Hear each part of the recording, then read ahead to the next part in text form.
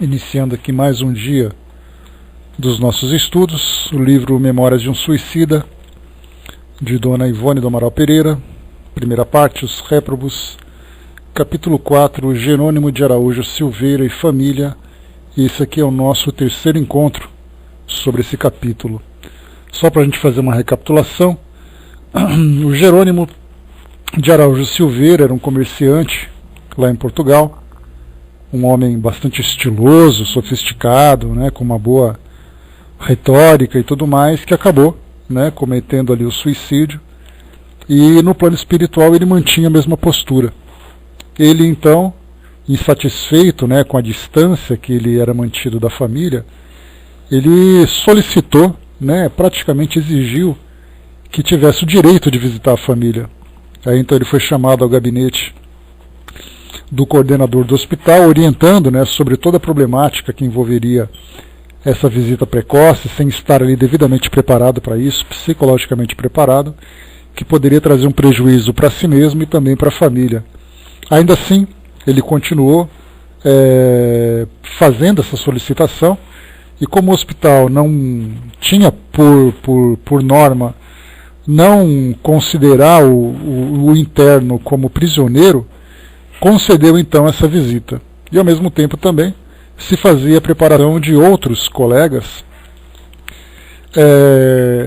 para observar, para acompanhar exatamente tudo aquilo que aconteceria com Jerônimo. Eles estavam então no hospital, assistindo, né, através de um aparelho que se assemelha aos nossos televisores de hoje, acompanhando exatamente passo a passo daquilo que aconteceria com Jerônimo, para que eles tivessem como lição aquilo que Jerônimo vivenciaria durante esse período de visita a Portugal. Né? Bom dia, ajuda. Eu vou ler então um trechinho aqui que nós finalizamos, né, no nosso encontro anterior. Em seguida a gente já começa então a descrição desse momento importante, né? O que a gente estava vivendo, observando era exatamente a preparação de Jerônimo para vir até aqui o nosso ambiente físico. Ele seria então conduzido através de um veículo para as terras de Portugal, para a sua família, e aí então ele faz uma descrição durante o caminho, até que então eles vislumbraram ali a silhueta da cidade, ficaram bastante emocionados, bastante comovidos, né, com essa imagem, e aí então é que nós vamos acompanhar a partir de agora. Corria regularmente o veículo.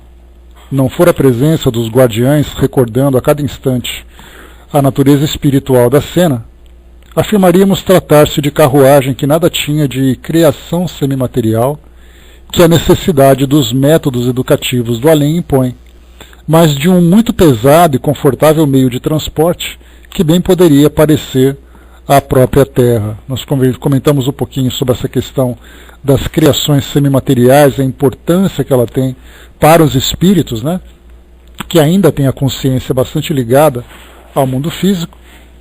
E continua aqui. Vimos que atravessavam estradas, sombras, gargantas cobertas, né, estradas sombrias, gargantas cobertas de plúmbias nevadas, desfiladeiros, vales lamacentos, quais brejais desoladores, cuja visão nos deixavam inquietos, pois asseveravam nossos atenciosos assistentes serem tais panoramas produtos mentais viciados dos homens terrenos e de infelizes espíritos desencarnados, arraigados às manifestações inferiores do pensamento. Também chegamos a falar um pouquinho sobre isso, sobre essa conexão mental que existe entre encarnados e desencarnados, e essa produção, essa projeção que existe no plano espiritual que nós encarnados não percebemos. André Luiz já chegou a fazer algum comentário sobre isso, sobre a psicosfera do nosso planeta, assim como também Manuel Filomeno de Miranda, sobre o ambiente vibracional, né, o ambiente vibratório e a combinação com os fluidos que existem em torno do nosso planeta, devido à natureza dos nossos pensamentos e dos nossos valores. Então não são apenas os espíritos que criam essas estruturas no plano espiritual, mas nós também aqui damos a nossa contribuição através dos nossos pensamentos. Os viajantes, porém, atingiam agrupamentos como aldeias miseráveis, habitadas por entidades pertencentes aos planos ínfimos do invisível, bandoleiros e hordas de criminosos desencarnados, os quais investiam sobre a carruagem, maldosos e enraivecidos, como desejando atacá-la por adivinharem no seu interior criaturas mais felizes que elas próprias. Mas a flâmula alvinitente, indicando o emblema da respeitável legião, fazia-os recuar atemorizados. Muitos desses futuros arrependidos e regenerados, pois tendiam todos ao progresso e à reforma moral por derivarem, como as demais criaturas, do amor de um Criador, todo justiça e bondade, descobriam-se como se homenageassem o nome respeitável evocado pela flâmula, ainda conservando o hábito, tão comum na terra, do chapéu à cabeça, enquanto outros se afastavam em gritos e lágrimas, proferindo blasfêmias e imprecações, causando-nos pasmo e comiseração. E o carro prosseguia sempre, sem que seus ocupantes se dirigissem a nenhum deles, certos de que não soara ainda para seus corações endurecidos, no mal, o momento de serem socorridos para voluntariamente cogitarem da própria reabilitação. De súbito, brado uníssono, conquanto discreto, exalou-se de nossos peitos qual soluço de saudade enternecedora, vibrando docemente pela enfermaria. Portugal, pátria venerada, Portugal! Ó Deus do céu, Lisboa, o tejo famoso e sobranceiro. O porto de tão gratas recordações. Essa aqui eram algumas exclamações feitas pelos internos lá no hospital, vendo de longe então a imagem que surgia na tela enquanto a carruagem se aproximava da cidade. Das cidades, né? Obrigado, Senhor Deus, obrigado pela mercê de revermos o torrão natal depois de tantos anos de ausência e de tumultuosas saudades. E chorávamos enternecidos, gratamente emocionados. Paisagens portuguesas, com efeito, todas muito queridas aos nossos doloridos corações, rodeavam-nos como se, tal como afirmaram de início os mentores presentes, fizéssemos parte da comitiva do pobre Jerônimo. Então aqui a gente entra agora no nosso estudo de hoje. Então, como foi comentado aqui ao final, eles então, assistindo de longe, a ideia, o aparelho, ele era tão... ele tinha uma característica tão interessante que ele fazia com que aqueles que assistiam, aqueles, vamos dizer assim, telespectadores, se sentissem parte daquela aventura que era projetada ali na tela. Seria como se a gente comparasse hoje, né, os nossos cinemas em 3 dimensões, né, só que alguma coisa muito mais envolvente, já que nós lembramos sempre que, estando ali no plano espiritual, existia uma ligação mental entre aquelas pessoas, né, que um poderia influenciar o outro. Então se potencializava as emoções, se potencializavam todos os sentimentos que eles sentiam naquele momento. Radicando-se mais em nós a sugestão consoladora pela excelência do receptor, mais se acentuavam em nossas faculdades a impressão de que pessoalmente pisávamos o solo português, quando a verdade era que não saíramos do hospital. A silhueta, a princípio longínqua, da cidade do Porto, desenhou-se palidamente nas brumas tristonhas que envolvem a atmosfera terráquea, qual desenho de crayon sobre tela acinzentada. Alguns instantes mais, e a estranha caravana caminhava pelas ruas da cidade, qual o fizesse no cantão da vigilância, o que muito nos edificou. Para eles, sem dúvida nenhuma, era uma emoção muito grande, porque não apenas o isolamento, né, da pátria que eles tanto amavam, mas nas condições em que eles estavam, né, distantes, muitos deles esquecidos, sofrendo, né, por todas as circunstâncias, né, que os envolviam, né, que foi o caso do suicídio, daquele quadro desesperador, né, de desequilíbrio que eles viviam, e de repente naquele momento controlado, né, com bastante tranquilidade, eles então voltavam a ver né, a terra que eles tanto amavam. Então, sem dúvida nenhuma, era ali um momento de grande emoção para eles, e até mesmo, né, uma oportunidade de grande refazimento, dando a eles a esperança, né, de rever o mundo que eles gostavam tanto. Só que a gente já pode prever aqui que o passeio não vai ser tão agradável, né, como se imagina, exatamente porque aquele que era o mais rebelde, que era Jerônimo, que estava ali pessoalmente fazendo aquela visita, se depararia com situações bastante dolorosas. E eles então presenciariam também essas mesmas situações. Então nós veremos aqui que por enquanto eles estão muito felizes, né, muito se sentindo bastante revigorados com essas imagens. Algumas artérias portuguesas, velhas conhecidas do nosso tumultuoso passado, desfilaram sobre nossos olhos róridos de corroído pranto, como se também por elas transitássemos. Agitadíssimo, Jerônimo, pressentindo a realidade daquilo que ominosas angústias lhe segredavam ao senso, e que apenas a insânia do pavor ao inevitável teimava inutilmente a cobertar, estacou à frente de uma residência de boa aparência, com jardins e sacadas, subindo precipitadamente a escadaria, enquanto os tutelares se predispunham caridosamente à espera. Fora ali a sua residência. Antigo comerciante de vinhos, entrou desembaraçadamente e seu primeiro impulso de afeto e saudade foi para a filha caçula, por quem nutria a mais apaixonada atração. Margaridinha, ó minha filhinha querida, aqui está o seu papai, Margaridinha. Margaridinha, tal como lhe chamava outrora, todas as tardes, voltando ao lar após as lides penosas do dia. Mas ninguém acudia aos seus amorosos apelos. Apenas a indiferença, a solidão decepcionante em derredor, augurando desgraças porventura ainda mais rijas do que as suportadas por seu coração até ali, enquanto nas profundezas sentimentais de sua alma atormentada por múltiplos dissabores, fundezas sentimentais atordoavam desoladoramente os brados amorosos, mas inúteis do seu carinho de pai, e correspondidos agora pela mimosa criança, já afastada daquele local que tão querido lhe fora. Margaridinha, onde estás, filhinha? Margaridinha? Olha que é o teu papaizinho que chega, minha filhinha. Procurou por toda a casa.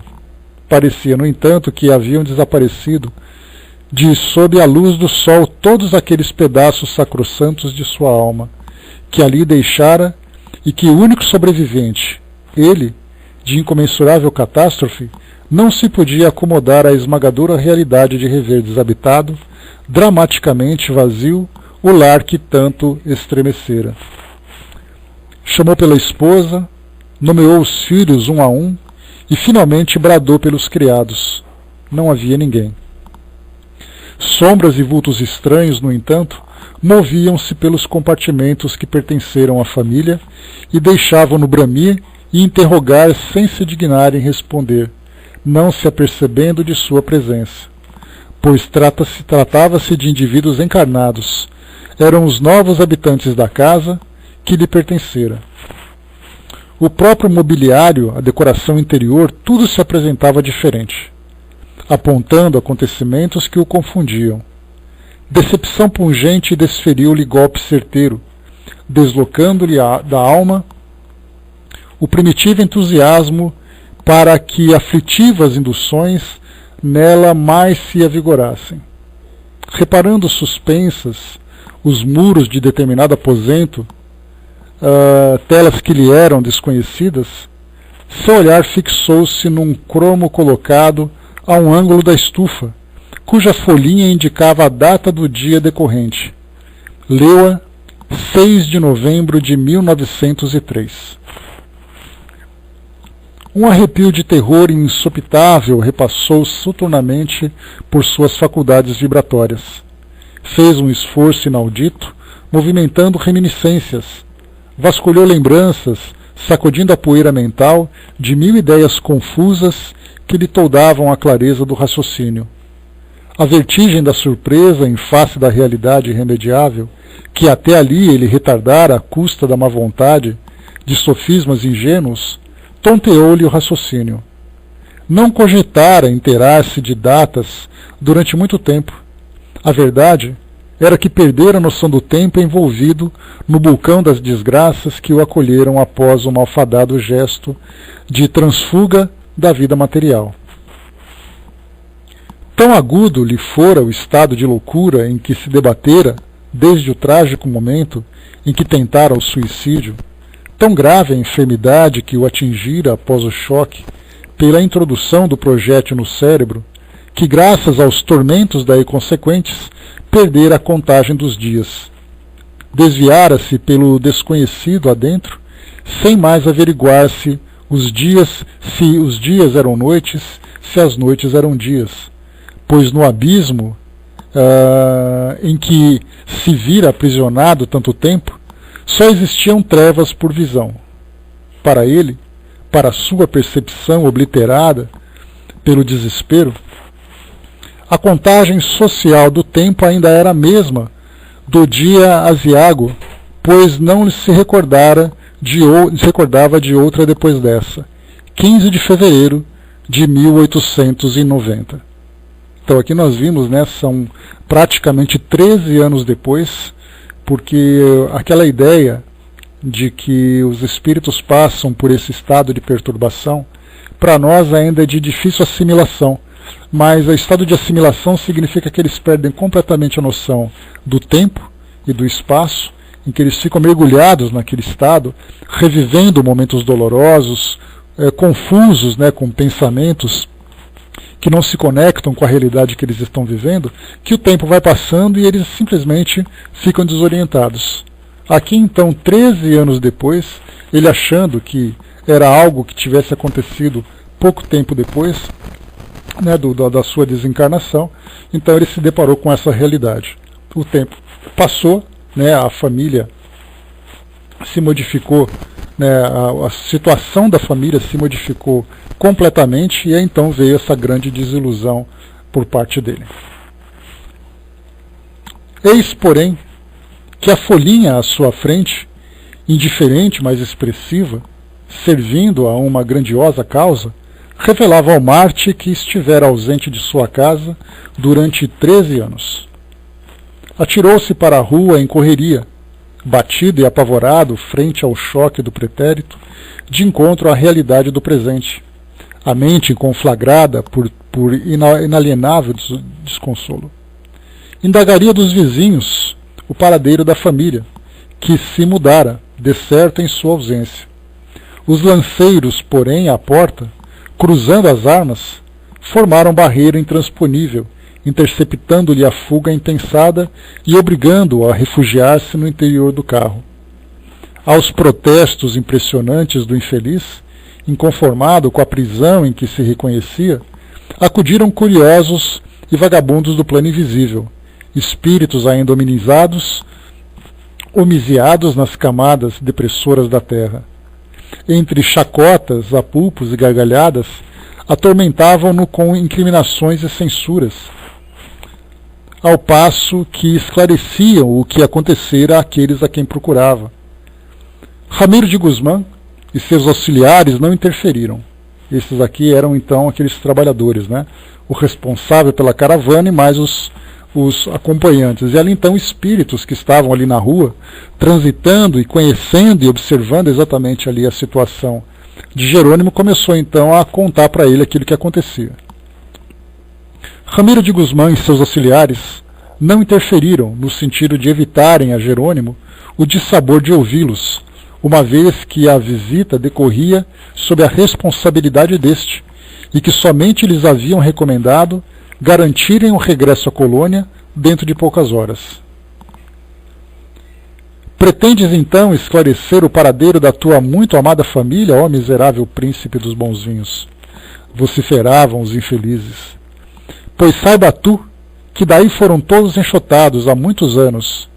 Teus credores tomaram-lhes a casa e o pouco que para teus filhos andaste ocultando à última hora. Procura teu filho Albino na penitenciária de Lisboa.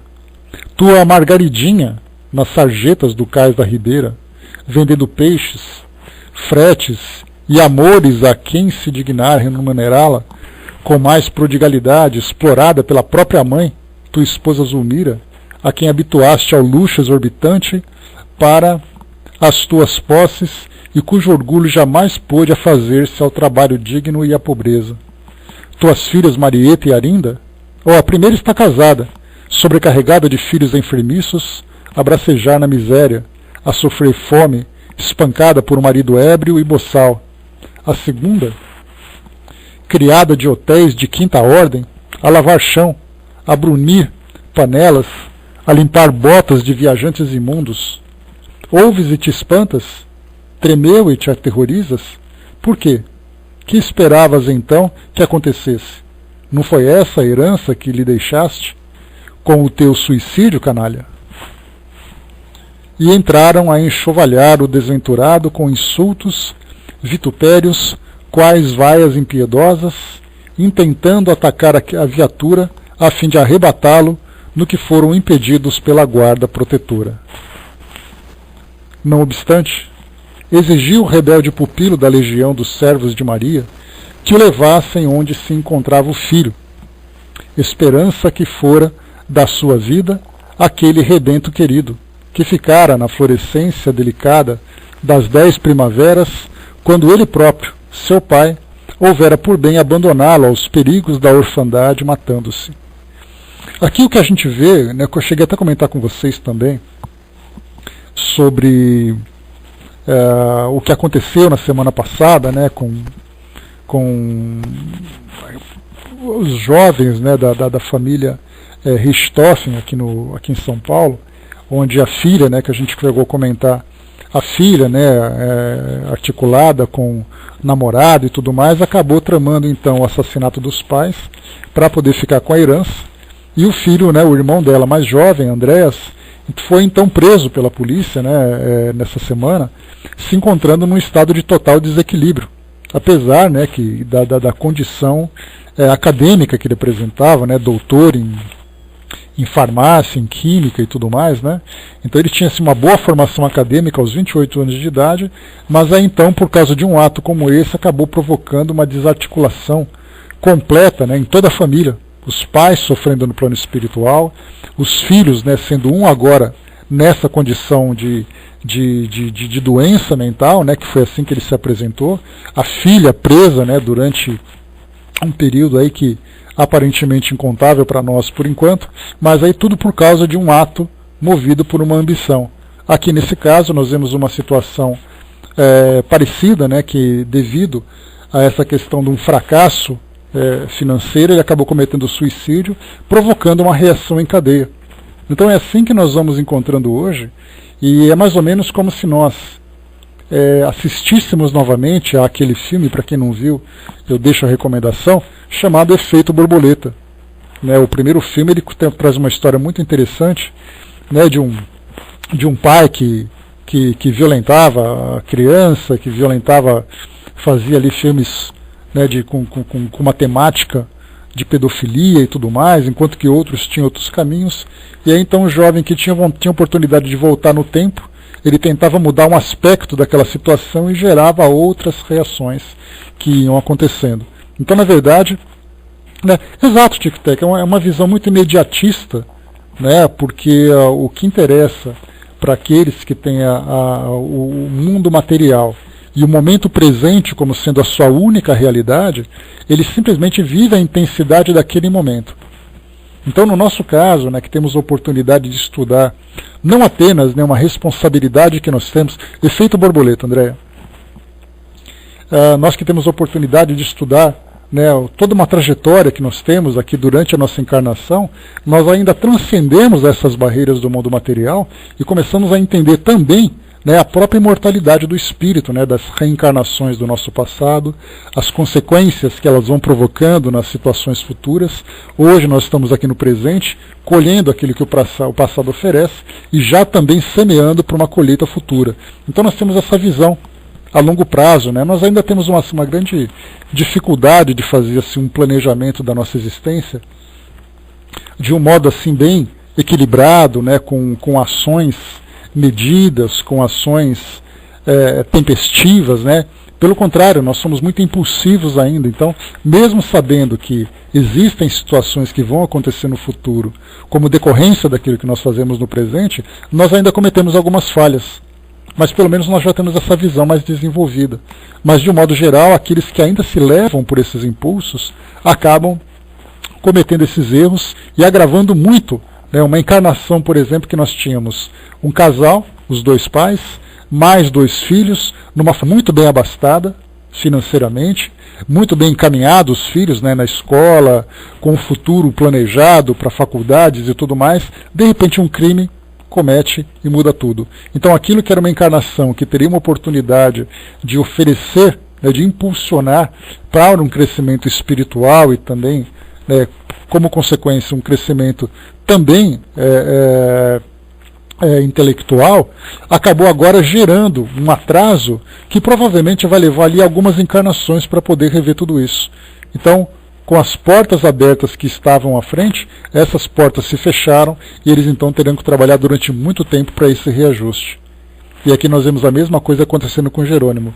Era um comerciante, passou por dificuldades e tudo mais, mas o seu modo de vida e depois a ação que ele praticou levou então a família toda a essa desestruturação. Filho preso, uma filha se prostituindo, uma mãe, né, direcionando a filha para isso, a outra sofrendo constrangimentos no seu modo de viver. Então tudo isso por causa de uma ação que nós vemos hoje. O Arnaldo colocou, né, dentro dessa proposta podemos refletir sobre o tema, o ponto de vista de o Evangelho segundo o Espiritismo. Simplesmente a forma como nós avaliamos aqui a nossa realidade. Né, basta a gente simplesmente observar por determinadas perspectivas que nós vamos conseguir observar caminhos diferentes e trajetórias diferentes também. Né, bom dia, Márcio, bom dia, Fraterna, bom dia, Francis. Né, então é exatamente essa ação, né, do egoísmo, do orgulho, da vaidade, que são essas 3 chagas que são apresentadas para nós pelos próprios espíritos. Né, devido a essas 3 imperfeições, né, do nosso caráter, nós ainda criamos situações bastante dolorosas para nós. A tendência é nós vivermos situações cada vez menos dolorosas, mas continuamos ainda sofrendo devido a tudo isso. A Gilda colocou, né, esse gesto de Jerônimo tinha necessariamente que desencadear tudo isso na família. Olha, não é que tinha, não era algo que dizendo que se ele fizesse isso, aconteceria isso, mas nós vemos que era uma consequência natural. A família toda estava estruturada em torno do trabalho que ele realizava. A partir do momento que você tira esse pilar que sustenta essa família, nós podemos ver que tudo desaba. É o que acontece hoje. Nós vemos isso que acontece nem sempre por uma questão de intenção. Então é alguém que desencarna. Não apenas naquela época, mas hoje ainda também, né?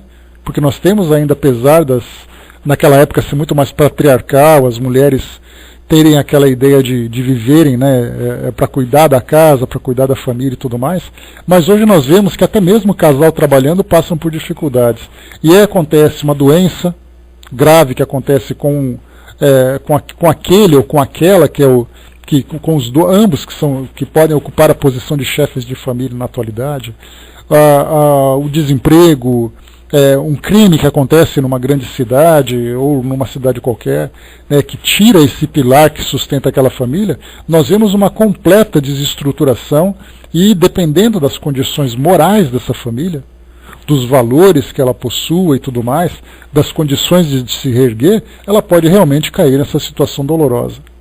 Né? Então, vemos ali essa reação em cadeia que vai acontecendo devido ao ato, né, de alguém que infelizmente acaba sendo movido nesse momento, ainda pelo medo, pelo egoísmo, né, pelo orgulho e tantos outros elementos que acabam contribuindo. Né? André colocou, né, que nesse momento uma religião auxilia muito, pelo menos fortalece moralmente, traz aquela pessoa, né, a fé, a esperança e tudo mais, né, mas Se a gente encontra uma família que não tem sequer essa estrutura religiosa, ela acaba ficando simplesmente solta aos seus próprios impulsos, e aí então, né, os caminhos que vão aparecendo podem levá-la para situações bastante dolorosas. Avançando, vamos lá.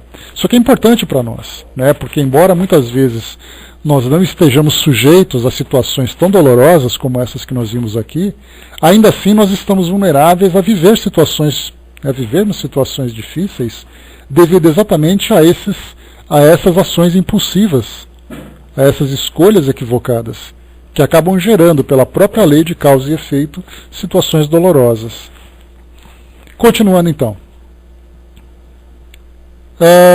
Falamos aqui então que ele queria visitar o filho, né? Então aqui, mais uma vez, não obstante, exigiu o rebelde pupilo da legião dos servos de Maria que o levassem onde se encontrava o filho, esperança que fora da sua vida aquele rebento querido que ficara na florescência delicada das 10 primaveras, quando ele próprio, seu pai, houvera por bem abandoná-lo aos perigos da orfandade, matando-se. O filho estava preso, né, só para a gente se lembrar.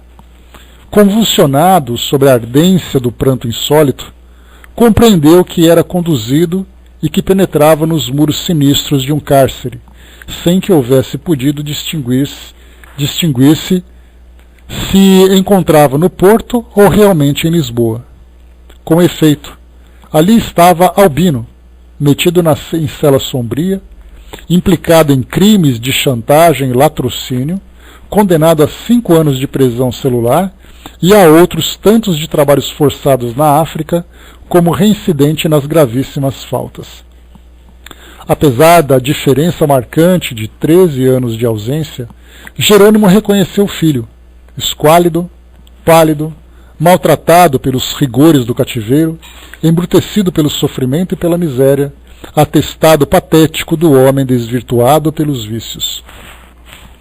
O antigo negociante contemplou o mísero vulto sentado sobre um banco de pedra, na semi-obscuridade da cela, o rosto entre as mãos. Dos olhos amortecidos, fitos nas lajes do chão, rolavam lágrimas de desespero, compreendendo o suicida que o jovem sofria profundamente. Extenso desfilar de pensamentos caliginosos corria pela mente do cativo, e dada a circunstância da atração magnética existente entre ambos, pôde o hóspede, observem agora, pôde o hóspede do hospital, Maria de Nazaré, inteirar-se das comovedoras peripécias que ao desventurado moço haviam arrastado a tão deplorável ocaso da vida social, apenas saíra da infância. Aqui ele está dizendo que o pai, então, pela sintonia que estava com o filho, sintonia mental, percebeu, então, todas as aventuras e desventuras que ele viveu para poder chegar nessa condição de criminoso, né? Então ele reviu aquilo que o filho tinha vivido para ser preso. Como se a presença da atribulada alma de Jerônimo impregnasse de advertências telepáticas seus dons sensíveis, Albino entrou a recordar, satisfazendo sem o saber os desejos do pai, que almejava inteirar-se dos acontecimentos. E como envergonhado das más ações cometidas, recordava o genitor morto havia 13 anos e ia dizendo ao próprio pensamento, enquanto as lágrimas lhe escaldavam as faces, e Jerônimo ouvia-o como se falasse em voz alta. Perdoai-me, Senhor meu bom Deus, e vinde com vossa misericórdia socorrer-me nesta emergência penosa de minha vida. Isso dizia o filho Albino. Não foi exatamente desejo meu o precipitar-me nesse bárbaro insolúvel que me ferreteou para sempre. Eu quisera ser bom, meu Deus, mas faltaram amigos generosos que me estendessem mãos salvadoras, ocasiões favoráveis que me dilatassem perspectivas honestas. Vi-me lançado ao abandono depois da morte de meu pai, criança indefesa e inexperiente. Não tive recursos para instruir-me, habilitando-me em alguma coisa séria e digna.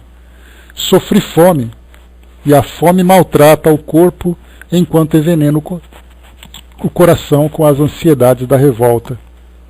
Tiritei de frio em marsardas inóspitas, e o frio que enregela o corpo também enregela o coração.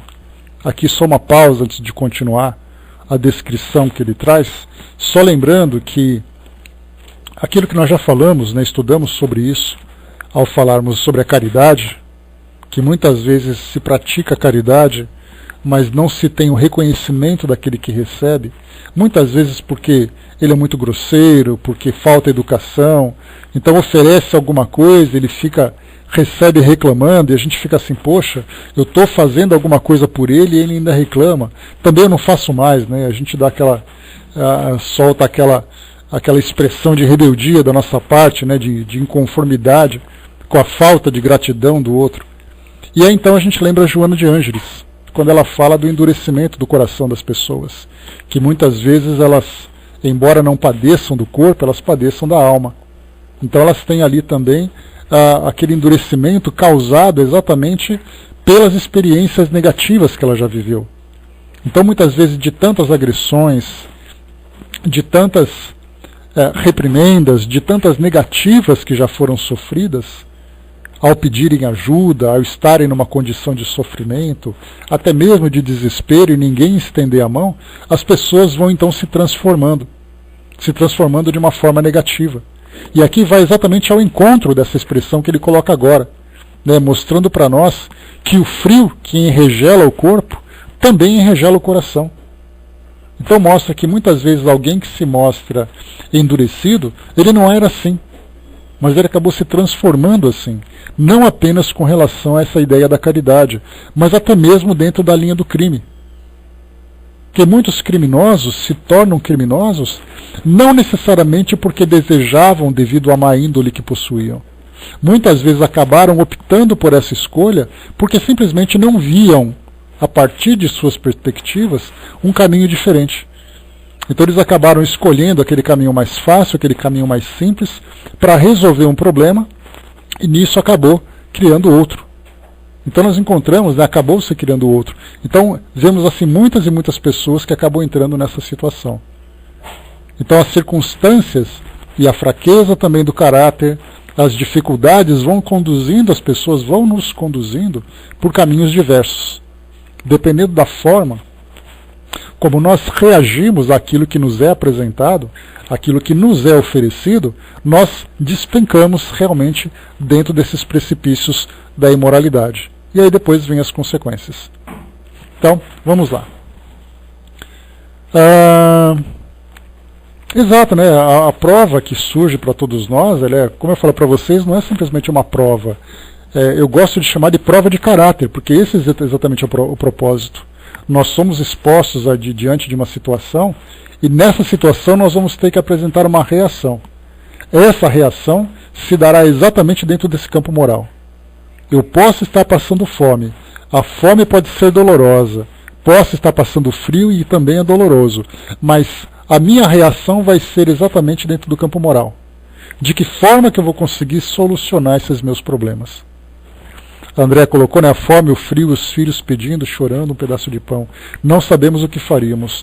Então, como a gente já colocou também na semana passada, dentro daquele campo da corrupção, a gente critica aquele que é corrupto porque nós não ocupamos a posição que ele está. Porque se nós estivéssemos lá, a pergunta seria, nós teríamos uma força moral suficiente para poder evitar isso tudo? Para poder fugir daquela situação?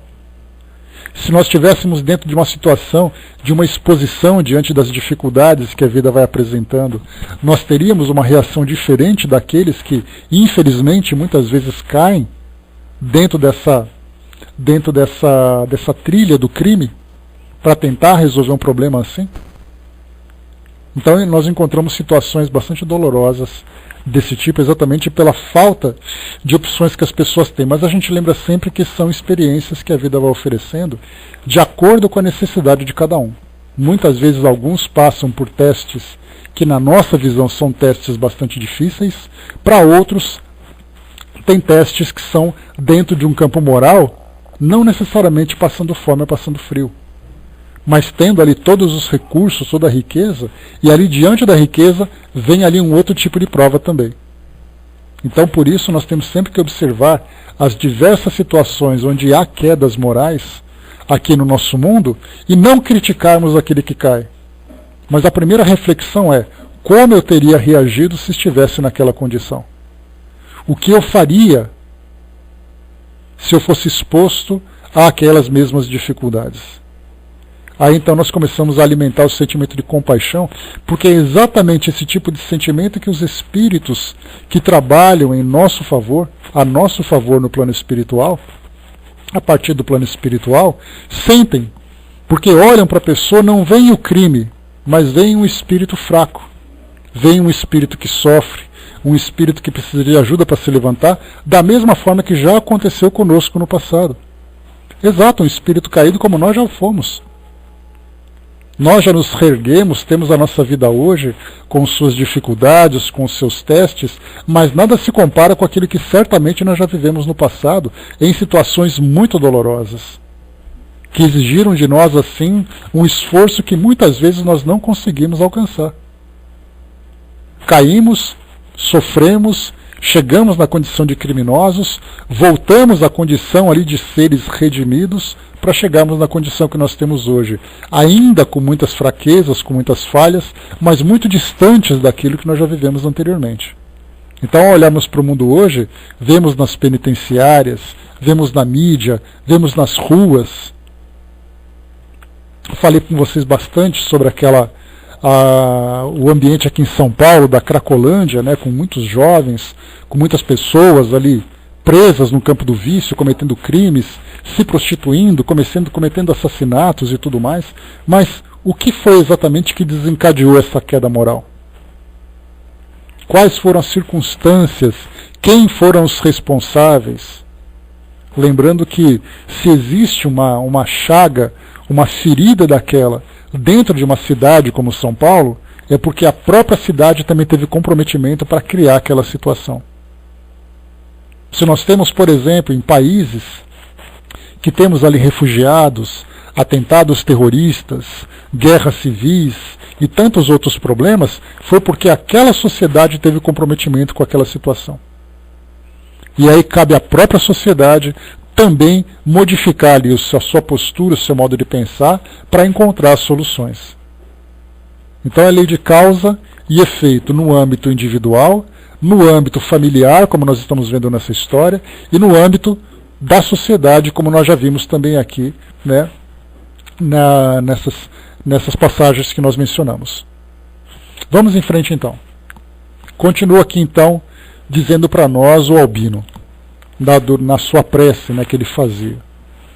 Sofri a angústia negra da miséria sem esperança e sem tréguas, a solidão do órfão corroído de saudades do passado, envelhecido em pleno alvorecer da vida, graças às desilusões de múltiplos dissabores.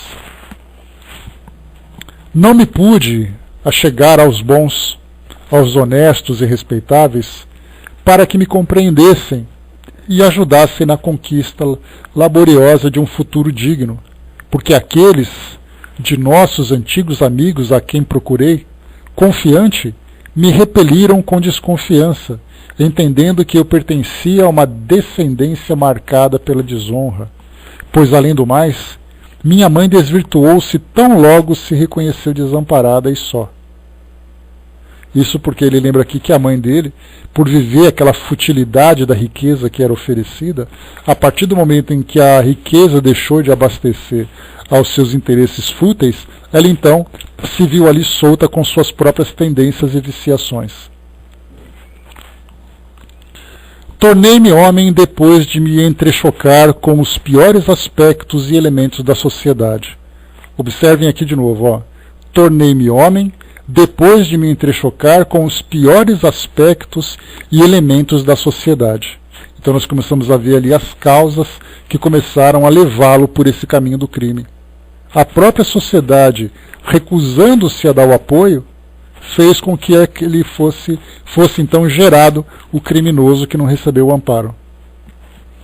Isso não significa, mais uma vez a gente lembra sempre, que não haja aqueles espíritos que tenham uma índole, que realmente gostam dessa vida do crime, gostam de alimentar ali os seus vícios e tudo mais. Mas muitas vezes nós temos aqueles que têm ali uma tendência a esse comportamento, que basta uma situação que os impulsione para isso. Ou mesmo uma situação de desespero que faz com que o espírito caia nessas tentações, vamos chamar assim. Tornei-me homem depois de me entrechocar com os piores aspectos e elementos da sociedade. Precisei viver. Acicatava-me o orgulho ferido, a indomável ambição de libertar-me da miséria abominável que me acossava sem tréguas desde o suicídio de meu pobre pai. Vi-me arrastado a tentações perversas, mas que a minha ignorância e a minha fraqueza se afiguravam soluções salvadoras. Olha aqui então que eu falei para vocês que muitas vezes o espírito tem a tendência, basta apenas a circunstância. Então aqui ele viu, arrastado por essas tentações perversas, que devido à ignorância e à fraqueza, mostravam para ele que isso era uma solução. Para aqueles espíritos virtuosos, expostos a essas situações dolorosas, eles resistem até o final das suas forças. A morte para eles é a saída final antes de cair nessa situação dolorosa. E nós vemos assim muitos expoentes pelo mundo afora. Personagens que se encontram em sociedades bastante desestruturadas, ambientes do crime, ambientes do vício, e esses espíritos mantêm ali a sua integridade, a sua dignidade. Mas ainda são poucos, lamentavelmente, no mundo como o nosso. Pelo menos da população residente, né? Não daqueles que são os visitantes. Cedi às suas seduções, porque não tive o amparo orientador de um verdadeiro amigo a indicar o carreiro certo a preferir. Oh, meu Deus, que triste é ver-se a criatura órfã e abandonada, ainda na infância neste mundo repleto de torpezas. Meu pobre e querido pai, por que te mataste? Por quê? Não amavas então a teus filhos que se desgraçaram com a tua morte? Por que te mataste, meu pai? Oh, não tivesse sequer compaixão de nós? Lembro-me tanto de ti. Eu te amava, eu sim. Muitas vezes, naqueles primeiros tempos, chorei inconsolável com saudades tuas. Tão bondoso era para com teus filhos. Se nos amavas, por que te mataste? Por quê? Por que preferiste morrer, lançar-nos à miséria e ao abandono, a lutar por amor de nós? Por que não resististe aos dissabores, prevendo que tua falta desgraçaria teus pobres filhos, que só contigo contavam neste mundo? Se viveras e nos houveras terminado a criação, eu seria hoje certamente um homem útil, respeitado e honesto, enquanto que na verdade não passo de um precito maculado pela desonra irreparável. Eram vibrações sombrias e causticantes que repercutiam na consciência do pai suicida, como estiletes que lhe rasgassem o coração. Confessava-se culpado único dos desastres insolúveis do filho, e semelhante convicção se dilatava de intensidade em diástoles torturantes à proporção que as recordações, emergindo das fráguas mentais de Albino, desfilavam quais retalhos de episódios dolorosos aos seus olhos aterrados de trânsfuga do dever. Jamais um homem, na terra, receberia tão significativo libelo acusatório presente ao tribunal da lei, como esse que o desventurado suicida a si mesmo lançava, validando a narração dos infortúnios descritos através das reminiscências do filho, e que as sombras do presídio circundavam dos lúgubres atavios dos dramas profundos e irremediáveis. Aqui é interessante então que a gente observa aquela recomendação que foi feita pelo orientador, né, pelo responsável por aquele hospital, quando ele afirmava que aquele espírito, assim como os demais que estavam ali hospitalizados naquele momento, pelo menos daquele grupo que chegou, né, nessa última leva, que eles não estavam preparados ainda para essa visita. Porque, de um modo geral, a ideia que nós temos é que mal tem ele fazer uma visita e olhar para a família. Mas, na verdade, não é apenas o olhar para a família. É fazer com que venha à tona todas as lembranças e ideias que causaram aquelas situações. E aí, então, vem o sentimento de culpa e a pergunta é, ele está preparado para lidar com essa culpa? É algo semelhante que nós temos quando falamos sobre a recordação do passado. Pessoas que desejam fazer regressões de memória para poder apenas ter lembranças, ter conhecimento de causas do passado, por mais angustiantes que sejam aqui as suas situações, a pergunta é, eles estariam preparados para lidar com isso? Nós estamos preparados para lidarmos com as nossas experiências passadas? Exatamente, Fatival. Então, ou seja, ele deixou uma família que estava ali apenas ele pensando nele próprio, na sua infelicidade pessoal, no seu fracasso pessoal, e aí então ele comete aquele ato e depois ele volta e encontra uma família completamente diferente, não apenas mudada pelo tempo, mas mudada também pelas circunstâncias. E aí a gente lembra sempre também que após um ato como esse, ou como tantos outros atos que nós encontramos aqui no nosso meio, né, como eu falei para vocês, né, da corrupção, das drogas, dos crimes, dos suicídios, enfim, de várias e tantas outras ações, o detalhe é que nós não pensamos que o espírito compromete a sua existência inteira. Né, porque você vê, por exemplo, dessas pessoas envolvidas em crime na nossa sociedade, aqueles que desejam se redimir, pelo menos dentro do campo moral, vai começar a ter um pensamento diferente. Mas a sua vida perante a sociedade foi completamente comprometida. Serão ali encarcerados, serão apontados. Muitos daqueles que têm vícios, têm doenças que vão acompanhá-los durante a sua existência inteira. É interessante a gente ouvir histórias, né, falando um pouquinho sobre aquela ideia das drogas, da Cracolândia, né, surgem nesses momentos aqueles que foram viciados e que agora trabalham em núcleos sociais ou religiosos para ajudar aqueles que desejam sair do vício. Então alguns dizem assim, eu era viciado, né, eu usava crack, eu usava cocaína e praticava ali, me prostituía e tudo mais, e de repente, né, o tempo foi passando, de repente não, né, o tempo foi passando, a pessoa foi se transformando e agora ela é completamente diferente. Ela conseguiu sair daquela situação. Mas diante desses crimes que nós vemos agora, essas pessoas ficam marcadas pelo resto de suas vidas. Então aquela programação reencarnatória que foi feita lá atrás, para que ela pudesse ter uma vida com experiências difíceis, não tenhamos dúvida, mas que fariam com que ela se elevasse espiritualmente, ela não apenas caiu, fracassando naquilo que ela se programou, como ela terá uma segunda existência com muito mais problemas gerados por essas fraquezas. Então aquele pensamento que diz assim, tudo que é mal feito tem que ser feito 2 vezes e a segunda vez é sempre mais difícil, se encaixa perfeitamente nessa situação. A primeira vez é a própria encarnação. Fracassou, vai ter que fazer de novo. E vai ter que fazer de uma forma muito mais dolorosa. A Angelina colocou, né, direcionava uma pequena empresa, em determinado momento, frequentando a dificuldade financeira.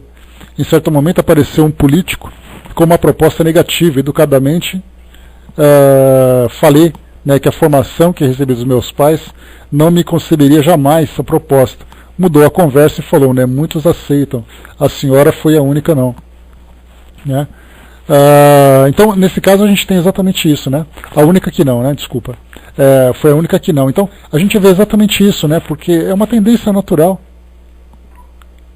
O nosso mundo hoje, ele se encontra tão viciado com determinados tipos de comportamento que todo mundo age da mesma forma como se não tivesse responsabilidade nenhuma. Só que isso traz responsabilidades.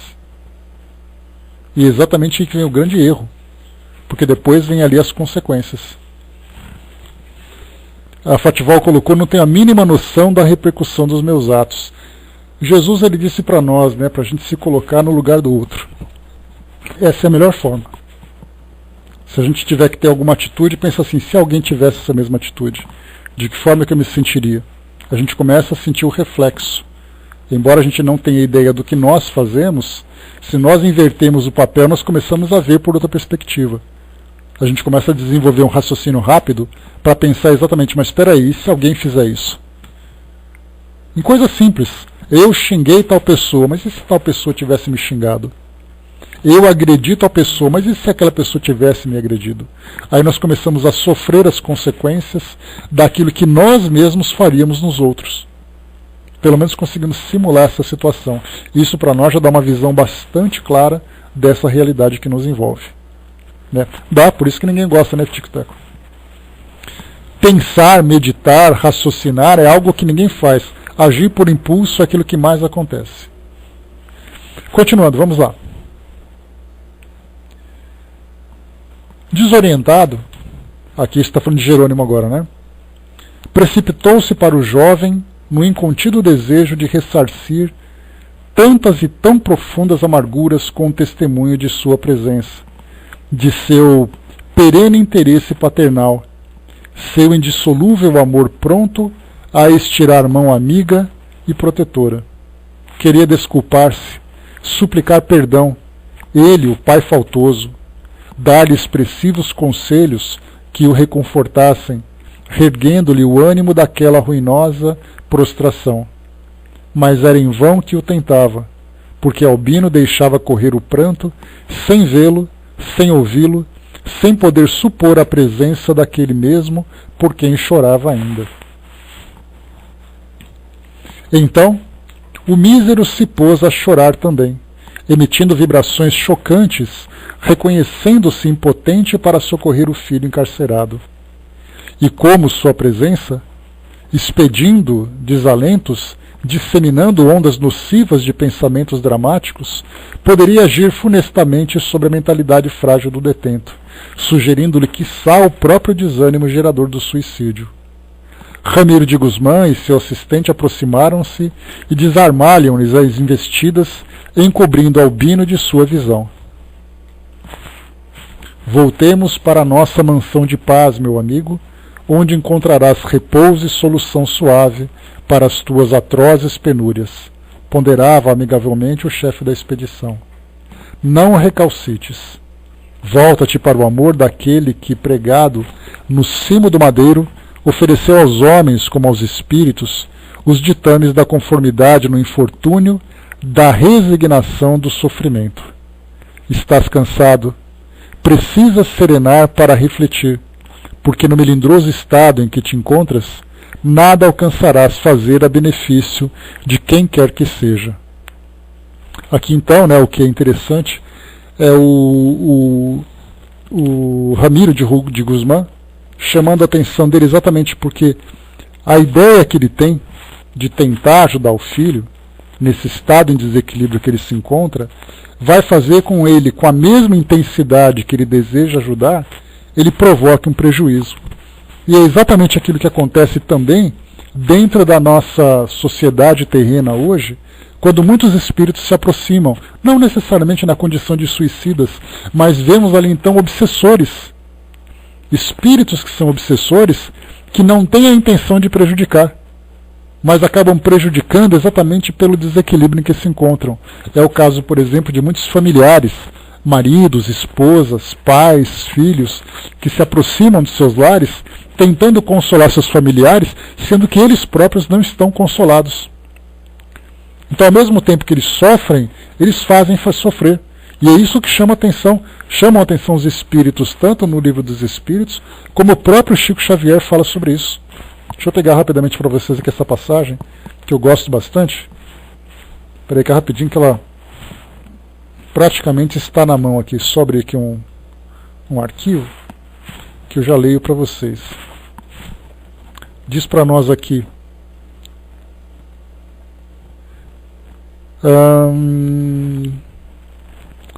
Tá aqui. Disse-nos Chico Xavier, no programa Pinga Fogo sobre a dor da perda: quando as lágrimas nascem do nosso reconhecimento a Deus pelos benefícios que recebemos, quando as lágrimas refletem a nossa saudade tocada de esperança, os nossos amigos desencarnados nos dizem que as lágrimas fazem a eles muito bem, porque elas são luzes no caminho daqueles que são lembrados com imenso carinho.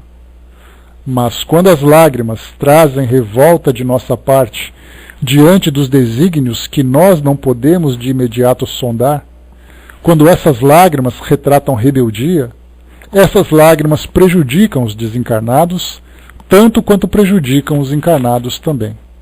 Então essa aqui é uma mensagem falando sobre a perda de entes queridos, mas que reflete para nós exatamente uma situação semelhante. Quando nós choramos, que na verdade não são as lágrimas em si, mas é o sentimento de dor, de perda, de revolta, muitas vezes, que ao nos aproximarmos mentalmente dos nossos espíritos, nossos entes queridos que desencarnaram, ou nós, na condição de desencarnados, nos aproximamos dos encarnados, trazendo semelhantes sentimentos, nós provocamos as mesmas dores. Nesse caso, nós temos um espírito suicida se aproximando de um jovem em desespero. Dá para a gente imaginar qual vai ser a consequência. Um começa a assimilar o sentimento do outro, começa a haver aquela simbiose e a consequência disso não seria difícil de ver, por exemplo, o filho querendo cometer o suicídio, ou o filho cometendo, de fato, o próprio suicídio. Então nós vimos aqui o espírito, um outro ponto a comentarmos aqui dessa passagem. O que nós vimos naquele momento foi o espírito do Jerônimo com aqueles que eram os seus assessores, Ramiro e outros trabalhadores que estavam ali acompanhando, e vimos apenas o filho ali preso no cárcere, naquela cela. Mas nós podemos projetar, além disso tudo, imaginarmos os espíritos que estavam vinculados com o próprio filho. E aqueles espíritos que inspiraram esse jovem a proferir essa prece, fazendo ali quase que uma catarse da sua situação, lembrando do pai, fazendo aquele desabafo e comentando e tudo mais, que na verdade havia um diálogo mental entre eles, embora fosse apenas ali de uma mão única. Então o que nós percebemos é o quê? Que os espíritos estavam agindo de todas as formas. De um lado, lá fora, aqueles espíritos querendo fazer com que Jerônimo sofresse cada vez mais. Próximo a ele, aqueles que o protegiam, Ao filho, ele ali junto dele. Ele era um criminoso, tinha cometido latrocínio, tinha também suas companhias espirituais inferiores, mas também tinha seus espíritos protetores. Então havia ali uma dinâmica absolutamente intensa ali no plano espiritual, junto a esses dois espíritos, forças opostas, querendo trazer prejuízo e querendo trazer benefício. E todos eles ali com suas vidas completamente comprometidas. O Arnaldo colocou, a simbiose é tão forte que o encarnado pode até sentir as dores em determinados órgãos que sente o desencarnado. Sim, basta ter ali um pouco. Quanto maior a sensibilidade que o encarnado tem, maior é a intensidade dessas sensações. Exatamente por causa dessa conexão que existe entre eles.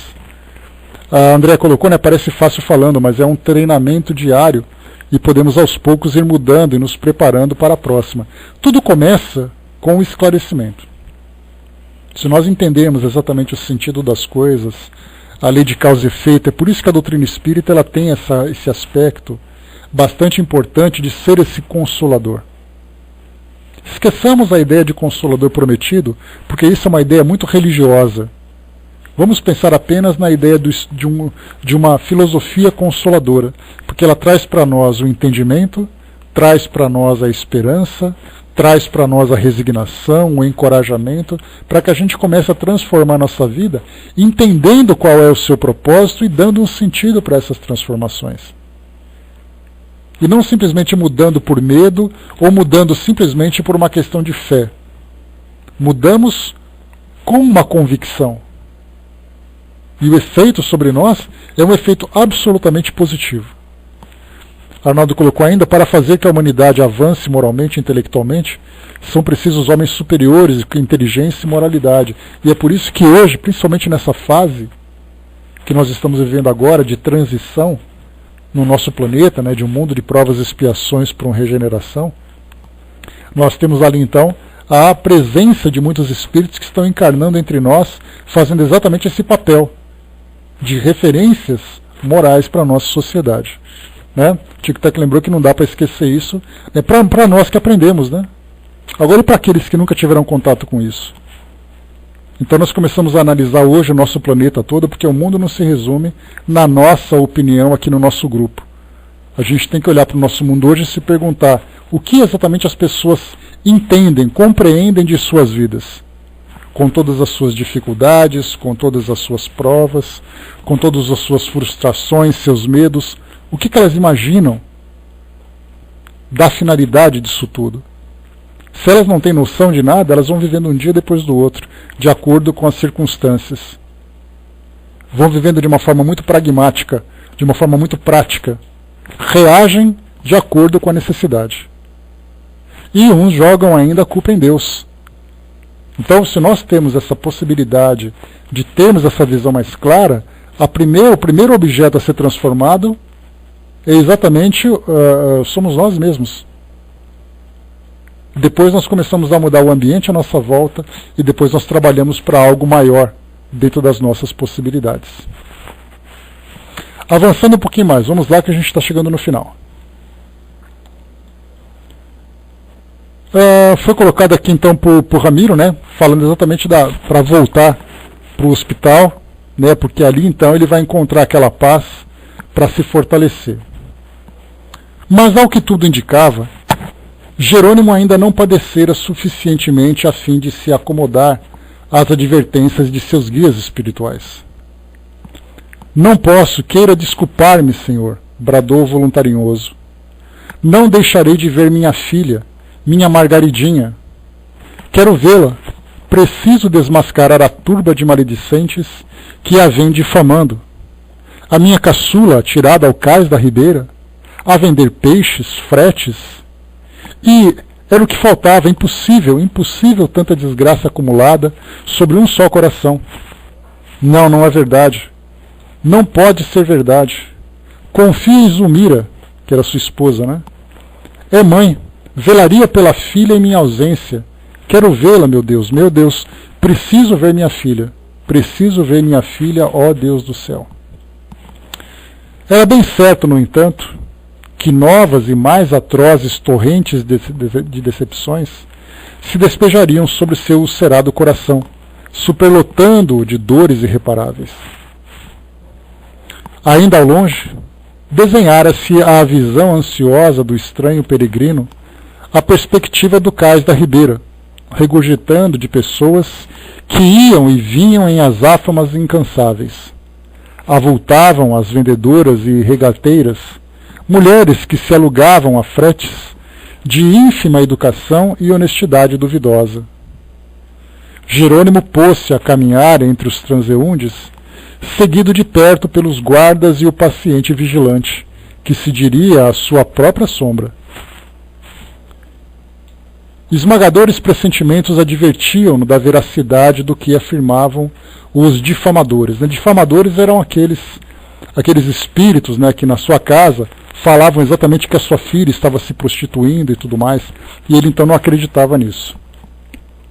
Mas desejando mentir a si próprio, na suprema repugnância de aceitar a abominável realidade, via-se compelido a investigar as fisionomias das regateiras.